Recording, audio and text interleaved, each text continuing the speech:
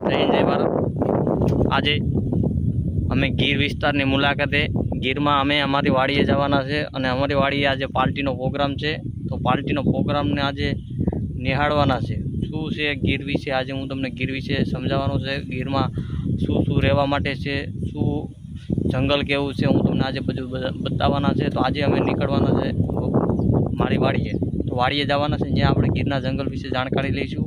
તે બદલ ત્યાં આપણે જાણીશું કે શું છે ગીરમાં, ગીરના ઝાડવા કેટલા છે, ગીરમાં કેવી રીતે ખેતી થાય છે, જંગલ કેવું છે, આજે બધું બતાવવાના છે। તો ચાલો ગીરમાં।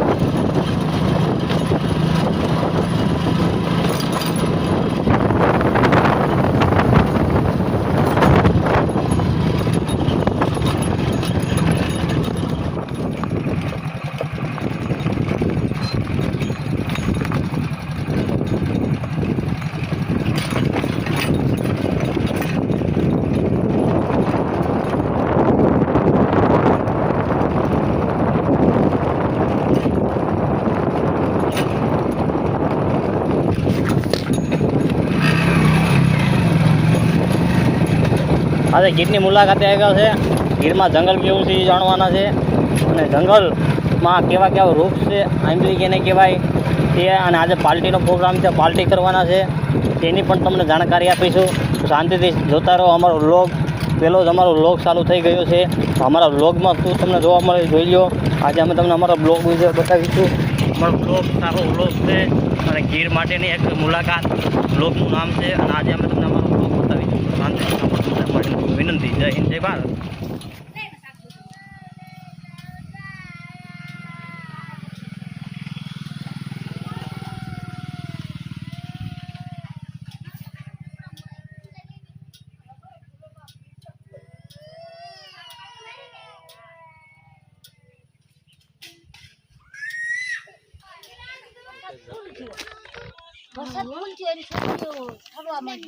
બાજરાનો રોટલો અને રીંગણા બટેટાનું શાકનું આયોજન કરેલ છે। આ બેન રીંગણા બટેટાનું શાક બનાવે છે. અમે અમારા ખેતરમાં આવ્યા છે. અમારા ખેતરમાં અત્યારે જાહેર વાવી છે, જુવારનું વાવેતર કરેલ છે અને આમાં આપણે અત્યારે આરામ કરીશું. આ આરામ કરવા માટે આપણે એ માસડો છે તો માસડામાં આરામ કરવાના છે. આ છે આપણો માસડો. માસડામાં આરામ કરીશું અને શાંતિથી કલાકની અંદર કરી લઈશું અને પછી જમી અને પછી ત્યારબાદ ઘેરે ભાગીશું. ઓકે.